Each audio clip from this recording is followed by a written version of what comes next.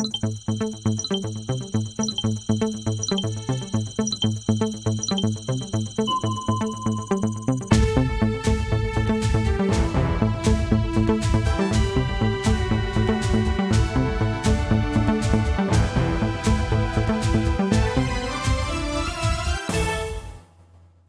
vous retrouve cette semaine pour le 13h. Merci pour votre fidélité.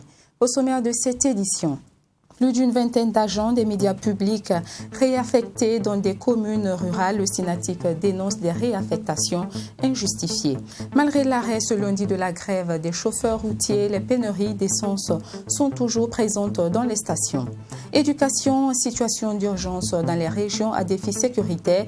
Le ministre en charge de l'Éducation a initié une rencontre sur la question. Bonjour et bienvenue à tous à cette session d'information.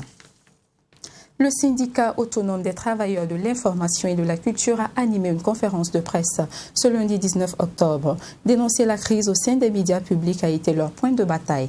Depuis le 2 octobre, plus d'une vingtaine d'agents ont été réaffectés dans des communes rurales sans motif valable selon le secrétaire général du Synatic, Mamitriana Kamabou. Le syndicat autonome des travailleurs de l'information et de la culture, Synatic, accuse le ministre de la Communication de vouloir dissoudre leur organisation syndicale. Pour ce syndicat, l'affectation des 350 travailleurs de médias publics en est la preuve. Certains ont demandé effectivement à être déployés dans ces ministères. C'est quelques-uns. On les compte sur le bout des doigts. Mais c'est des agents qui ont été expulsés de la RTB, il faut le dire d'abord, qui ont été envoyés dans les garages, au ministère, dans les DRH, ainsi de suite. Mais c'est normal que de tels agents se sentent frustrés et demandent à quitter le ministère de la Communication. Donc, est-ce que pour cela, on va dire non, ce sont des agents qui ont demandé à partir dans les communes. Donc, voilà donc quelque chose qui n'est pas du tout exact et qu'il faille donc corriger. Et les responsables du Synatic vont plus loin. Ils le reprochent à Rémi Danginou de vouloir briser les carrières des agents des médias publics en les réaffectant dans les communes rurales sans motif valable. Le camarade Abouno au montage vidéo, c'est l'un des meilleurs. Lui, on l'envoie à Rolo. Je n'ai rien contre la commune rurale de Rolo. Un monteur vidéo. Quand c'est un monteur vidéo à chercher, il y en a même qu'on a envoyé dans mon village, dans Mouna. Bon, il ne dit pas qu'il y a des besoins, c'est vrai, mais il faut consulter les gens au moins. Sinon, même s'ils partent à Rolo, c'est quel travail ils vont faire, quelle productivité. À Bobo Dioulasso, Amadou Blougué, qui faisait des grands reportages à Bobo pour la télé. Actuellement, lui, il fait de l'élevage parce que il n'a pas d'emploi. Autres préoccupations soulignées par ce syndicat ce 19 octobre sont entre autres l'insuffisance des ressources humaines et le manque de matériel de travail dans les rédactions. Les rédactions des éditions Sidoya et de la RTB ont vu leur effectif réduit de moitié et de nombreuses tâches sont désormais confiées aux stagiaires, à en croire le Synatic. Le stagiaire est obligé d'aller recueillir et de revenir d'abord. Et c'est les mêmes encore qui étaient partis à d'autres reportages qui vont encore traiter cet élément. Or, dans le même temps, vous avez des gens qui sont assis, nous voilà, on est là. On n'a pas de travail, on a été passé sans vraiment de motif, sans l'aide de mission, il n'y a absolument rien à faire là où on a été affecté. Et c'est les stagiaires qui font le boulot. Si vous avez remarqué, effectivement, souvent vous constatez qu'il y a des coupures à la télévision, en plein journal, vous remarquez qu'il y a un autre élément qui passe, comme ça. Mais ne soyez pas étonnés, ce n'est pas un mouvement d'humeur de la part des agents, pas du tout. C'est le matériel qui est devenu tellement vétuste qu'ils sont tout seuls. Et vous êtes assis, effectivement, le technicien est assis, il comprend rien, ils sont tout seuls. Au regard de ces questions évoquées, le Synatic réaffirme sa disponibilité au dialogue afin qu'une solution diligente soit trouvée à cette crise et qui secoue le média public depuis bientôt 5 ans. Le Bureau national du Synatic invite les travailleurs de médias publics à rester mobilisés et à l'écoute pour toujours dire non aux affectations, sanctions, aux tracasseries de tout genre et à la violation de liberté de presse. Hier a pris fin la grève de 96 heures des chauffeurs routiers, mais les désagréments se font toujours ressentir chez les populations avec les pénuries d'essence qui persistent dans les stations. Le constat avec Abdoulhaï Minier. Après 4 jours d'arrêt de travail, les gros porteurs sont à nouveau dans les rues. Mohamed Sani est un chauffeur ghanéen. Après 4 jours passés au péage sur la route nationale numéro 4, il est enfin entré dans la capitale burkinabé. À ce premier jour de reprise de travail par les chauffeurs routiers, le trafic vers le service de la douane est important.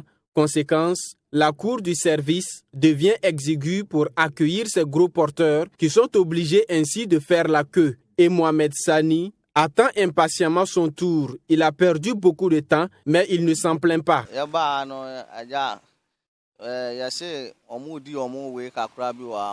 Quand nous sommes arrivés, ils nous ont fait comprendre qu'il y a un mouvement.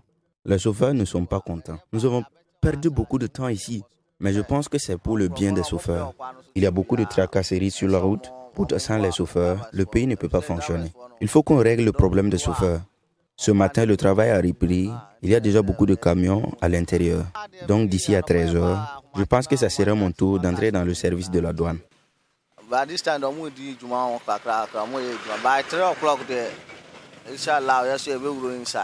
Le travail reprend, mais les conséquences de cette grève pèsent toujours sur les populations. Dans les stations d'essence, impossible de se ravitailler en carburant. Depuis maintenant 48 heures, avoir ce précieux liquide relève d'un parcours de combattant. Si on pouvait voir pour nous aider, vraiment ça va faciliter la tâche. Sinon, il y a beaucoup même qui travaillent avec le carburant. Même les gens qui travaillent avec les moulets là. Il y a des moulets même qui prennent le carburant. Si ça va être comme ça là, vraiment, il y a beaucoup qui ne vont pas manger. Ou bien, c'est pas bon. Tout le monde souffre. Nous tous, on souffre par rapport au carburant là. Sinon, vraiment, il n'y a qu'à nous aider. Et mon degré là, c'est 40 en bas, en rouge. Dernier trait.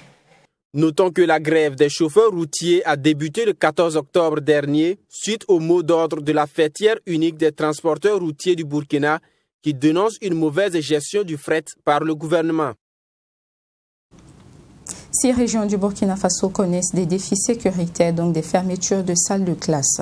Ce sont la région du Sahel, de la boucle du Mouhoun, de l'Est, du centre-nord, du nord et du centre. Pour cette rentrée scolaire, le ministère en charge de l'Éducation nationale a réuni les responsables de ces régions et les directeurs des structures du MENA pour aborder la question de la gestion de l'éducation en situation d'urgence. Michael Tougri pour le compte-rendu.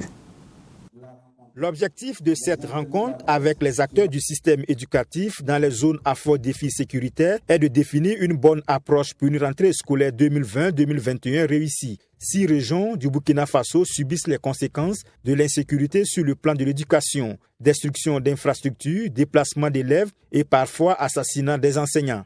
Il y a des défis énormes à relever. Nous avons un peu plus de 2300 établissements fermés. Et c'est vrai que on a rouvert donc un peu plus de 200 établissements, mais notre souhait c'est de permettre à tous les établissements de notre pays de fonctionner. Pour cette année, en collaboration avec le ministère en charge de l'action humanitaire, nous avons évalué un peu plus de 60 000 élèves déplacés internes, des élèves qui vont dans des communes hautes, mais plus de 270 000 enfants en âge de scolarisation qui ne sont pas à l'école et qui se sont déplacés avec leurs parents. C'est des gros défis. Le département de Stanislas Ouaro et les acteurs du système éducatif en zone difficile au Burkina Faso, dans leur feuille de route, ont des préoccupations et des attentes. Et cette rencontre d'échange permettra de réfléchir ainsi que d'élaborer les conditions pour un bon déroulement de l'année scolaire 2020-2021 au Burkina Faso. Il y a des communes où tous les établissements sont fermés.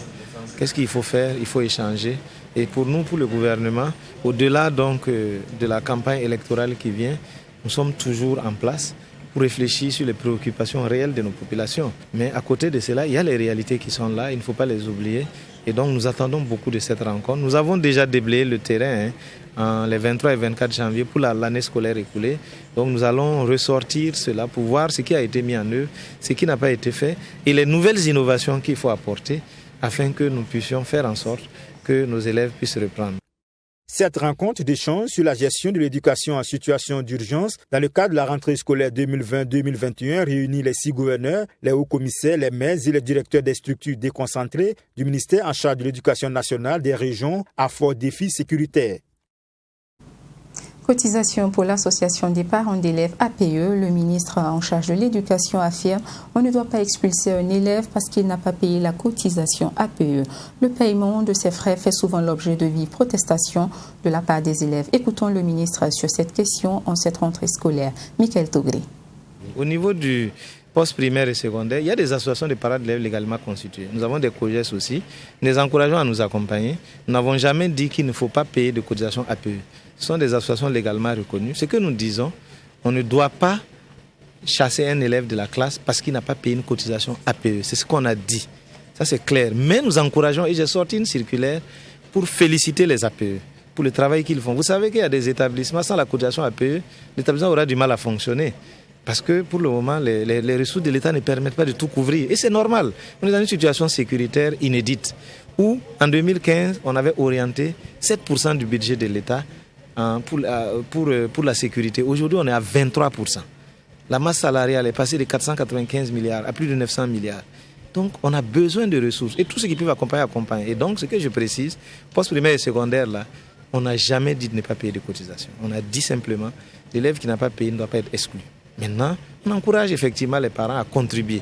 Et donc, à contribuer, ils vont contribuer comme si ils ne sont pas organisés pour payer les cotisations. Maintenant, au-delà des cotisations que chaque structure d'APE a fixées, parce qu'ils sont organisés, et dans leur organisation, ils ont des montants qu'ils ont fixés. Il arrive qu'il y a des montants qui soient au-dessus, mais ça, c'est une organisation interne des structures d'APE. Et en général, ce qu'ils appellent cotisation spéciale, ils peuvent faire ça pour construire une école, ils peuvent faire ça pour payer des tabacs. Ils doivent faire la demande au ministère de l'Éducation qui donne son accord. Le ministre Stanislas Ouaro de l'Éducation nationale était dans la boucle du Mouhoun ce dimanche. Il a procédé à l'inauguration d'une nouvelle infrastructure scolaire dans la commune rurale de Fara. Une nouvelle réalisation qui vient soulager le milieu éducatif en cette rentrée scolaire. Les élèves et les enseignants travailleront désormais dans de meilleures conditions. Les détails avec Mamitriana Kamabo. Les écoles sous paillotes relèvent désormais du passé dans la commune rurale de Fara, dans la boucle du Mouhoun. Une nouvelle infrastructure scolaire qui vient renforcer la qualité de l'offre éducative. Ce joyau est composé entre autres de 3 salles de classe, un bureau, un magasin, des latrines et un forage. En tout, 50 salles de classe ont été construites dans la commune de Fara. Toutes ces écoles ont été équipées, en plus de l'équipement d'un CG et de 2 autres écoles. Parmi ces réalisations, nous notons aussi l'achèvement d'une école progressive, la réhabilitation de 2 écoles et d'un CG, la réalisation de forages et de latrines. Et les investissements se poursuivent. Il y aura bientôt, les travaux ont dû commencer, la construction de 2 écoles, bientôt. Cette école inaugurée ce dimanche 18 octobre fait partie de 140 nouveaux bâtiments réalisés par le gouvernement burkinabé et ses partenaires techniques et financiers, et ce sur toute l'étendue du territoire national. C'est un programme qui va se poursuivre. Et je suis heureux d'être là aussi avec mon collègue ministre de l'économie, des finances et de développement, qui est, comme les gens disent, l'argenté donc du gouvernement, et pour lesquels il est bon par moment qu'ils viennent toucher du doigt les réalités, mais surtout voir ce qu'on fait avec les ressources qu'il met à notre disposition. Ça l'encourage à poursuivre et à rechercher des ressources avec des partenaires ou des ressources au niveau interne. Donc c'est avec beaucoup de joie que nous inaugurons cette énième infrastructure et qui est réalisée, c'est une infrastructure de qualité qui est réalisée à 2 pentes avec des normes qui permettent vraiment de résister à des intempéries. Et donc ça va permettre d'améliorer l'accès et la qualité du système éducatif ici. Natif de la commune rurale de Fara, le ministre en charge de l'économie et des finances a félicité le gouvernement pour cette nouvelle infrastructure. Lorsqu'on nous a présenté ces images d'une école qui risquait de s'écrouler, c'était une préoccupation pour nous tous. Et nous avons donc, à travers le maire et bien sûr les gens de la région, approché le ministre qui a bien voulu donc répondre à notre sollicitude. Donc je souhaiterais donc remercier le gouvernement et son excellence, le chef de l'État, pour tout ce qu'il a fait pour le pays et particulièrement ce qu'il a fait pour notre commune, Fara. Une remise de kits scolaires et sportifs, suivie d'une visite guidée de nouvelles réalisations, a mis fin à cette cérémonie d'inauguration. Restons dans le cadre de l'éducation. Kanfieni Estelle Alidiatou Nassouri vient de passer docteur à l'université Joseph Kizerbo. Elle a soutenu sa thèse en mathématiques le samedi dernier. Son directeur de mémoire a été le professeur Stanislas Ouaro et son travail a porté sur la formation de la dune de sable. Cette étude permettra donc de préserver l'environnement. Abdoulrahim Migné. Du grade de docteur de l'université Joseph Kizerbo avec la mention très honorable. Ainsi, Alidiatou Nassouri devient docteur par la validation de sa thèse avec une mention très honorable. Après 4 années de préparation, l'impétrante inscrit ainsi son nom parmi les docteurs de l'université Joseph Kizerbo à travers sa thèse qui traite de la formation des dunes de sable. Ce sont des sujets qui peuvent aider sur le domaine de l'environnement à lutter contre la désertification et les ensablements et autres. Et sur les problèmes elliptiques, ça c'est un peu plus théorique, qui a bien d'autres applications telles que la mécanique des fluides. J'ai aimé, c'est avec plaisir que j'ai travaillé dessus. 4 ans, ça a été long, pénible, mais bon, au final, ça a payé, mais c'était difficile. Quels sont vos sentiments aujourd'hui? Contente, au moins je vais bien dormir. Le professeur Stanislas Ouaro, encadreur de l'IMP30, se réjouit de ce résultat. Pour lui, la réalisation de cette étude permet de mieux appréhender la formation des tas de sable et par ricochet prendre des précautions pour préserver l'environnement. Avec beaucoup de joie, c'est l'aboutissement de journées blanches, d'hésitation, de doute pour l'étudiante et aussi pour l'encadreur, parce que lorsque vous travaillez sur les questions, il n'y a pas de résultat. Vous voyez donc le regard qui peut être accusateur de l'étudiante et ce n'est pas évident. Et dès qu'il y a de bons résultats, on est content. Donc, les dunes de sable coupent les routes, les dunes de sable donc ensablent nos champs, etc. Et donc leur compréhension et après le contrôle.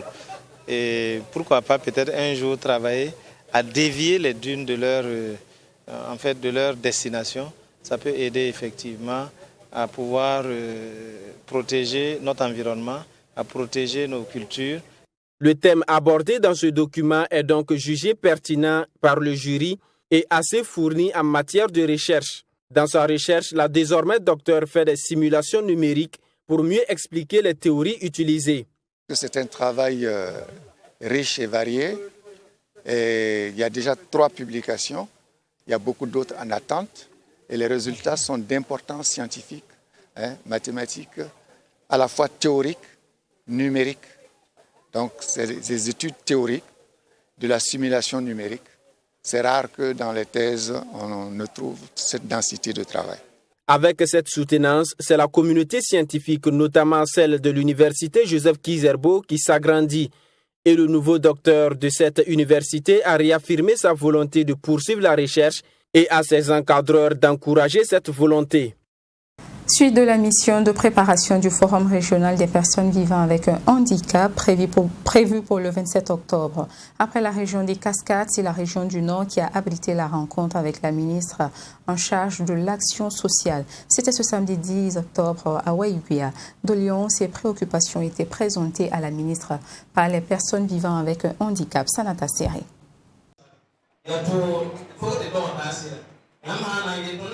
L'absence des centres de formation professionnelle, l'insuffisance du nombre de bénéficiaires des micro-projets économiques aux personnes en situation de handicap et la non-effectivité de la jouissance des principaux droits de la carte d'invalidité. Ce sont entre autres les préoccupations des personnes en situation de handicap de la région du Nord exposées ce samedi lors de leur forum régional. Des doléances plus ou moins réalisables selon Marie-Laurence Ilboudo. La doléance la plus difficile, c'est l'installation et l'équipement des centres de formation. Ça aussi, je pense que si on le budgétise avec les partenaires, nous pourrons avoir gain de cause. Sinon, les autres sont réalisables. Nous avons eu des discussions avec certaines personnes qui pensaient que l'approche est pas suffisante, ce qui est vrai, mais nous allons accélérer et nous allons augmenter l'approche. Mais il est important de dire que les ressources de l'État étant limitées, nous devons faire avec ce que nous avons. Donc, nous avons pu faire avec ce que nous avons. Nous espérons faire mieux, mais il est important que ces personnes aussi soient plus engagés. L'une des préoccupations qui a suscité le débat entre la ministre et les personnes en situation de handicap du Nord était l'absence de mesures spéciales favorisant leur accès aux logements sociaux. Et sur la question, Marie-Laurence Ilgoudo s'est voulu on ne peut plus claire. L'accompagnement au logement vient du ministre de l'Urbanisme. Aujourd'hui, les logements sociaux sont sous différentes conditionnalités. Donc, il faut avoir un revenu qui puisse vous permettre d'avoir accès. Ce n'est pas des logements gratuits. Et vous avez vu dans les débats, ils veulent des logements gratuits. Ça, c'est un autre débat. Peut-être, c'est ce que nous pouvons faire, c'est de demander aux maires, lors des lotissements, de sortir un quota pour ces personnes, pour qu'elles puissent construire elles-mêmes. Sinon, l'État ne peut pas aujourd'hui faire des logements gratuits aux citoyens. L'effort que l'État fait, c'est de mettre des logements sociaux à bas prix pour ces populations. Mais la gratuité reviendrait difficile parce que si on commence à faire des logements sociaux pour des personnes handicapées, les femmes vulnérables vont demander les logements sociaux, toutes les couches vulnérables vont demander les logements gratuitement et l'État ne peut pas subvenir. Au Burkina Faso, les personnes en situation de handicap sont estimées à plus de 168 000, soit 1,20% de la population, selon les statistiques du ministère en charge de l'action humanitaire. Il ressort que la région du Nord est la plus touchée, avec plus de 11% du chiffre national. Le Centre d'information et de formation en matière de droits humains en Afrique a procédé hier au lancement officiel de la 10e session des universités d'été des droits humains. Elles se tiennent du 18 au 28 octobre. Les participants au nombre de 30 bénéficieront de formations sur le rôle et la protection des défenseurs des droits humains. Ami Valiant avec la voix de Nelly Tapsoba. Les défenseurs des droits de l'homme subissent souvent des attaques et des représailles de la part d'acteurs étatiques et non étatiques, dans la mesure où ils sont souvent incompris. C'est pourquoi le Centre d'information et de formation en matière des droits humains en Afrique, CIFDA, a jugé utile de mettre ces défenseurs des droits de l'homme au cœur de la 10e session des universités d'été des droits humains. Les participants vont réfléchir sur des mécanismes afin d'assurer leur sécurité et les accompagner dans leur rôle. Cette formation est nécessaire pour la réalisation de leur mission.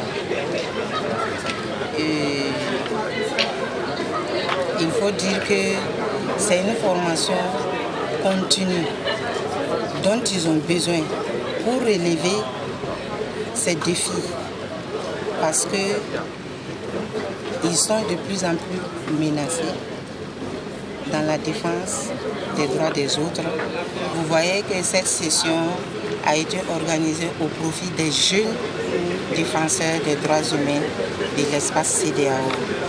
Donc nous les encourageons à suivre de façon assidue cette formation pour leur bien et pour le bien des pays qu'ils représentent.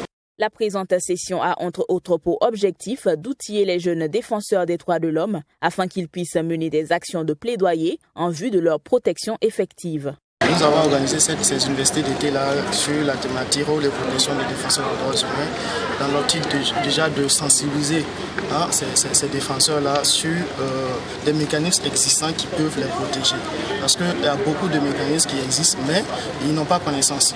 Même notre loi nationale dont Madame la ministre faisait cas, il y a beaucoup de défenseurs des droits humains au Burkina Faso qui ignorent l'existence de cette loi-là. Donc c'est déjà la sensibilisation et aussi les outiller à l'utilisation, à s'approprier ces mécanismes et ces lois qui existent, qui protègent les défenseurs des droits humains. Les participants au nombre de 30 ont été sélectionnés sur plus d'une centaine de jeunes de l'espace CEDEAO et ont manifesté l'intérêt à prendre part à cette 10e session des universités d'été des droits humains. Ils viennent du Bénin, de la Côte d'Ivoire, du Mali, du Niger, du Sénégal et du Burkina Faso. Fin de l'atelier ce vendredi de la planification technique et budgétaire pour la mise en œuvre de la deuxième phase du programme de coopération transfrontalière locale et du programme régional d'appui à la décentralisation à Ouagadougou. Cet atelier visait à financer plusieurs projets de développement dans les zones rurales et consolider les actions posées lors de la première phase du programme. Singer Coman et Fatima Tanikema. 3 jours durant, ces participants ont mené des réflexions sur la planification des travaux qui seront effectués dans le cadre de la deuxième phase du programme régional d'appui à la décentralisation financière. Lors de cet atelier, engagement a été pris par les parties prenantes pour une meilleure gestion des ressources financières mises à la disposition des collectivités territoriales. Au cours de ce séminaire, nous avons réfléchi sur 2 renforcements de capacité que je voudrais rappeler. Le premier renforcement de capacité est la mise en place d'une fonction publique territoriale compétente qui permet aux collectivités territoriales d'être des maîtres d'ouvrage compétents qui pourront procéder à un examen diligent, bien informé des différents projets. Mais également, nous avons mis l'accent sur la responsabilité des maires en tant qu'élus, responsabilité essentiellement d'orientation politique, mais également nous avons abordé les questions d'intégrité et de compétences sur le plan moral. Donc c'est muni de ces 2 pieds que vous pouvez être rassurés que l'argent qu'ils nous ont mis à notre disposition est utilisé à bon escient. La contribution de la coopération suisse à la 2e phase du programme de coopération transfrontalière locale s'élève à environ 15 milliards de francs CFA. Par ce geste, les donateurs entendent consolider les actions qui avaient déjà été posées lors de la première phase du programme. Donc je pense que beaucoup de choses ont été acquises, ont été réussies pendant cette première phase. Donc je pense que c'était tout à fait logique de continuer de travailler sur cela, de bâtir sur ce qui a été mis en place et de poursuivre vers l'objectif d'une décentralisation accrue et d'un renforcement des dynamiques transfrontalières au niveau de la sous-région. Ces travaux seront prioritairement menés pour favoriser l'accès aux services et infrastructures socio-économiques pour les populations vivant dans les zones rurales. Toute chose qui devrait également contribuer à l'amélioration de la situation sécuritaire des pays. Ce sont souvent des populations à des frontières qui sont délaissées par le gouvernement central et qui sont l'appât de tous ces mouvements terroristes. C'est pourquoi, en réalisant des investissements, on pense que nous les enlevons de tous les risques qu'ils vivent. Et c'est aussi notre contribution à l'éradication de l'insécurité. Cet atelier de 72 heures a connu la participation d'une 40aine de représentants de 10 pays de la sous-région, dont le Burkina Faso, le Bénin et le Mali. Retour aux sources, notre artiste afro-américain fait un comeback sur la terre des hommes inter. Il s'appelle Timothée Bignon. Il a foulé le sol burkinabé ce 16 octobre avec toute sa famille en quête de ses origines. Pourquoi ce choix? Élément de réponse dans ce reportage de Serge Bado. Accompagné de toute sa famille, Timothée Bignon foule le sol burkinabé. Bissa d'origine selon test ADN effectué aux États-Unis, il se lance dans une aventure sur le sol de ses ancêtres. Le test ADN, effectivement, c'est durant la pandémie que tout le monde était confiné. Donc j'ai décidé de faire mon ADN pour voir de quel pays je suis. Et effectivement, le test est tombé, le résultat est tombé comme quoi je suis burkinabé. Et j'ai décidé de revenir dans mon pays, c'est-à-dire investir dans mon pays, aider mon pays. Et de toute façon, je vois les gens, ils sont tous heureux de me voir, et moi aussi, je suis très content. Ce retour à la source est rendu possible grâce à l'accompagnement de la Fondation Bou. Et pour la coordonnatrice de cette fondation, Fatou Sawadogo, les familles sont accompagnées dès les premiers instants, mais l'intégration se fait d'eux-mêmes. Il y a tout un travail qui est fait avant qu'ils ne viennent, parce qu'ils décident d'eux-mêmes de venir. Donc, une fois qu'ils sont sur le terrain, leur intégration, on les accompagne pour le début, mais après ça, c'est eux-mêmes qui s'intègrent. Et voilà. Dans l'optique de permettre aux Afro-Américains en fait, de revenir vers l'Afrique, connaître leurs origines et aussi également pouvoir contribuer au développement du continent, aussi bien de l'Afrique que du Burkina Faso. Et cette famille qui est là actuellement a déjà fait son test ADN et il savait qu'ils sont de la communauté Bissa. L'arrivée de cette famille est la 4e famille qui s'installe au Burkina. Zabré est la commune choisie par la famille Bignon pour s'installer. Et selon les premiers responsables de cette commune, toutes les dispositions sont prises pour faciliter leur intégration.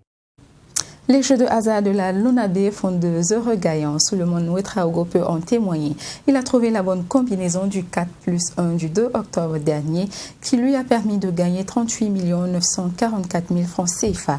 Il a reçu son chèque ce samedi des mains de la directrice marketing et communication de la Lonabé, Nadine Zango. Le cercle des millionnaires s'agrandit. Souleymane Ouetraogo, résident de la ville de Dédougou, vient d'y inscrire son nom à travers les jeux de hasard de la Lonabé, l'autorité nationale burkinabé.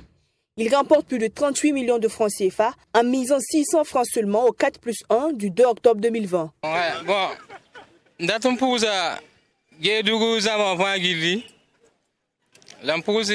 Je voudrais dire merci à toute la population de Dédougou et à la Lonabé.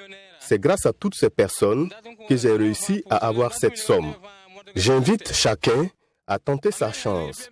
Cela fait 16 ans que je joue au PMU et je n'ai jamais abandonné. C'est ce sacrifice qui a été récompensé aujourd'hui. Donc, vous aussi, n'abandonnez jamais. Votre étoile brillera un jour.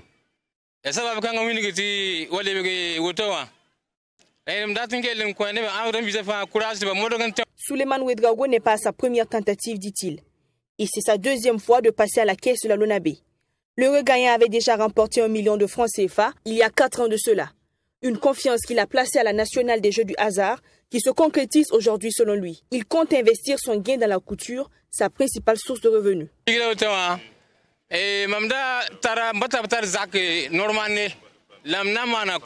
Je vais utiliser cette somme pour mettre une clôture à ma maison et je vais bien la construire pour moi et ma famille.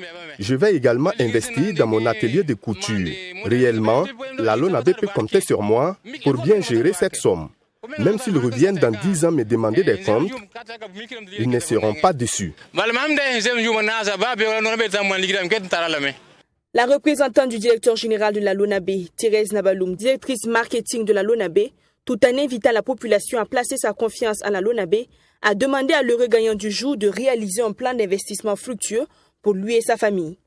Et ce que nous allons souhaiter pour M. Ouedraogo, c'est qu'il puisse prendre le temps de réfléchir avant d'investir et qu'il ne se précipite pas. Il y a des structures officielles qui accompagnent les investisseurs, comme la maison de l'entreprise, et qu'il prenne le temps de mûrir son projet avant d'investir. Et je vais rappeler aussi que quand on remet le chèque ne va pas à la maison, c'est à la banque. Donc, inutile d'espérer qu'il dépose l'argent chez lui à la maison. Et je vous ai demandé aux parieurs de toujours faire confiance à la Lonabé. C'est vrai que c'est un jeu de société, mais c'est fait par une société d'État nationale. Nous voyons la prolifération de faux jeux dans la ville, dans des boîtes, dans des caisses par des étrangers, alors que la nationale des jeux est faite pour les Burkinabés. Nous n'allons pas jouer ailleurs. Donc j'invite la population à faire confiance, à quitter l'escroquerie et les bénéfices vont à la nation à travers les écoles, à travers les maternités. Et les investissements que la Lonabé fait, c'est eux qui ont investi, ce n'est pas nous. Nous ne sommes qu'une croix de transmission. Souleymane Ouedraogo n'est pas le seul gagnant du 4+1 du 2 octobre dernier. 2 autres comme lui ont trouvé la bonne combinaison du jour, dont l'un à Ouagadougou et l'autre à Gawa. Le gagnant de Ouagadougou a déjà reçu son chèque d'un peu plus de 39 millions de francs CFA. Dans les jours à venir, le 3e gagnant résident dans la ville de Gawa entrera en possession de son chèque. Voilà, et c'est la fin de cette édition que j'ai eu plaisir à vous présenter. D'excellents programmes vous attendent sur Truc TV. Restez avec nous, bon après-midi.